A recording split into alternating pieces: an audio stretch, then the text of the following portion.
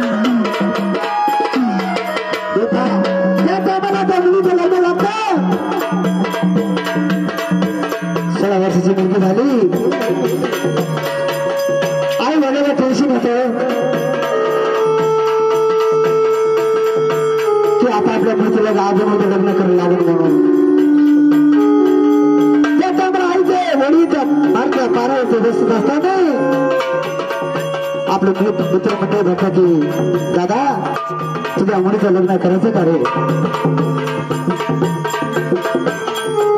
घरी जातात आणि बायको नावला म्हणजे की तुम्ही जेवण घेणार तुम्ही आता बाहेर तुला चेहरा कसं काय सुटला एवढा अगं तुला काय सांगू मित्र मंडळ भेटले का तुझ्या मुलीचं लग्न करायचं का म्हणून ठेपा आला आपल्याला म्हणून त्या मुलीचं लग्न लागलं सुरुवात होती लग्न लागत नंतर ते आई आपल्या पदर पदर असतो आणि त्या पदर धुवून आई रडते हो म्हणून ते आई त्या तुळशीला पाणी घालता असताना तुळशी मिळवून असतं मंडपाचा सोहळा असतो सणे चौघड्या वाज असतात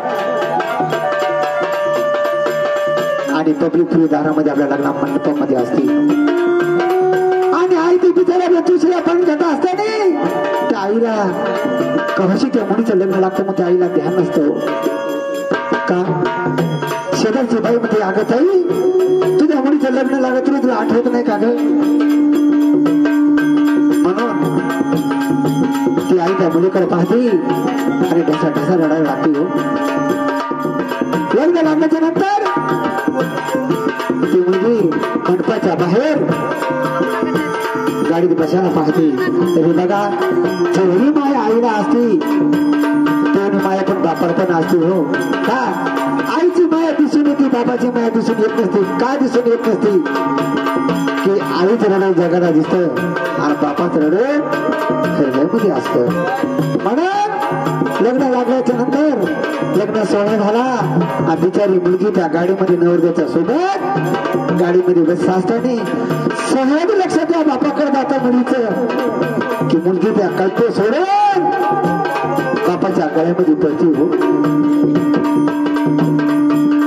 म्हणून तो बाप आपला बिचारा मंडपाच्या खांबाला मिठी मारत असताना ती मुलगी रडते. तर तो बाप काय म्हणतो मुलीला, बाप रडते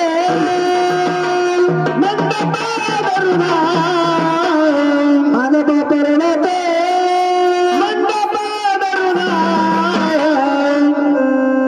माझी सोडाची बाहुली मला चालली सोडून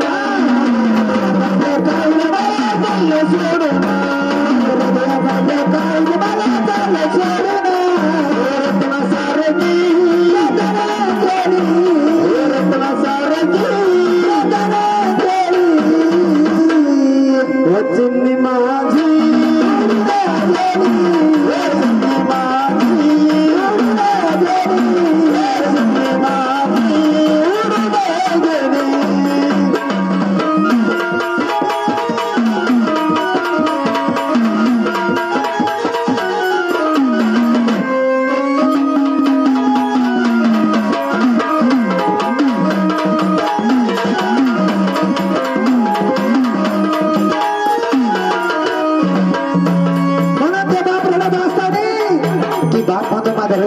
काही तुम्हाला शेवटी सोडून गेलो.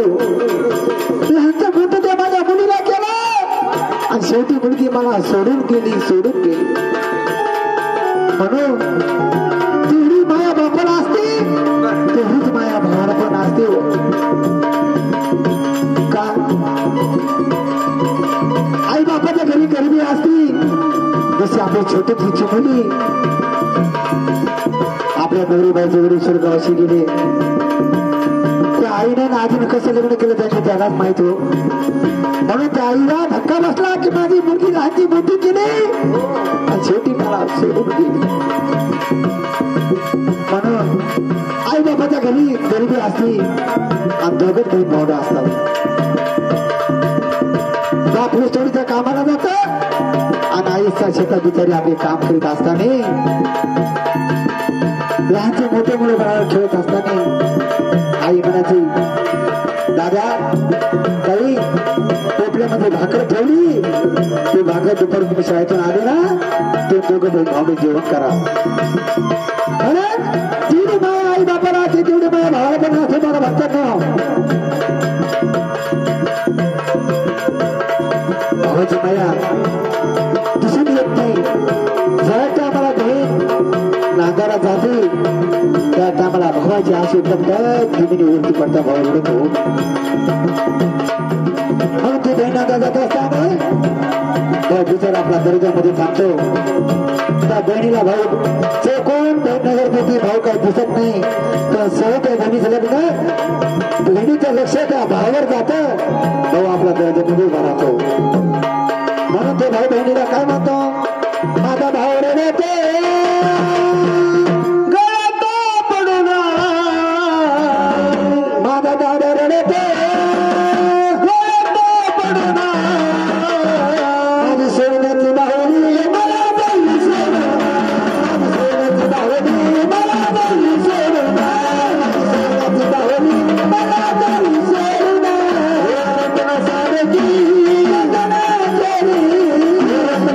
Thank you.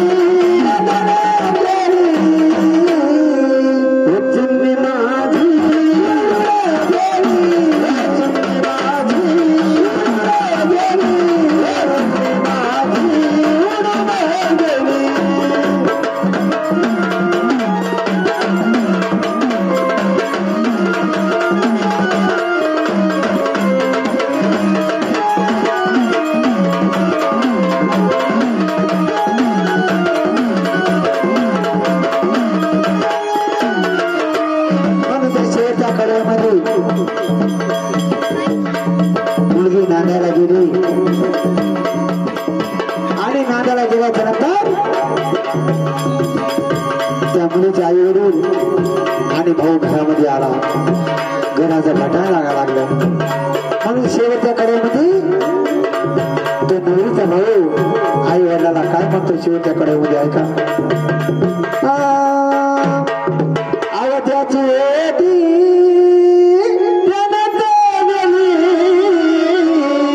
बघा भाऊ काय म्हणतो. ज्याची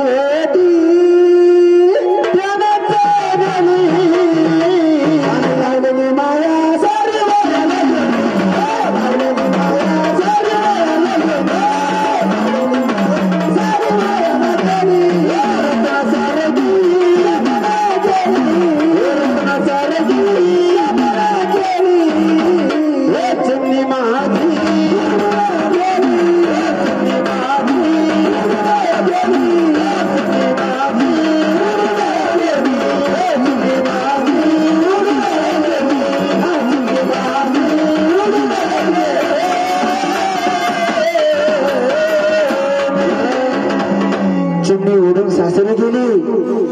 ज्या टायमाला फोन नव्हते काय नव्हते पत्रामध्ये सांगायचं आणि त्या टायमाला पत्र पण नव्हते.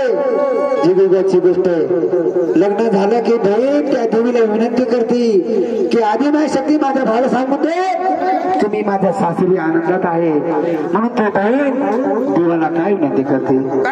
सांग ना देवी माझ्या भावाला